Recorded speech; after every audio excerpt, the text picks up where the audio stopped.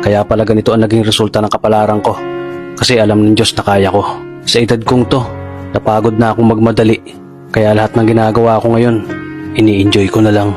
Siguro sa dami na rin ng aking pinagdaanan, napagtanto ko na ang buhay ay mas malawak at mas mahiwaga pa sa mga problemang dumarating sa buhay natin. Tumatanda na tayo, baka sa kakahabol natin sa masagana at maayos na buhay, ay hindi na natin nai-enjoy ang buhay. Baka nabubuhay na lang tayo dahil nape-pressure tayo sa sasabihin ng ibang tao. Marami na rin akong mga naging maling desisyon sa buhay, pero lahat yun nagsilbing aral sa akin at natuto ako sa mga pagkakamali ko. May mga taong sobra nating mamahalin at bibigyan ng halaga, pero ibabalik lang sa atin ay kabiguan at matinding trauma. Kaya wag nating lilingunin ng mga taong tulad nila dahil mas payapa kapag hindi ka na interesadong malaman pa kung ano pang balita sa kanila. At wag mong idepende ang sarili mo sa kahit kanino.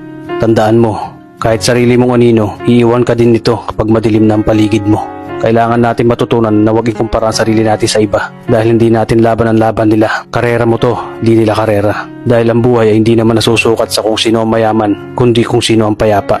Kaya galingan mo lang palagi tol dahil napakaraming tao mapanghusga, hihilahin ka pababa at lagi mo tong tatandaan.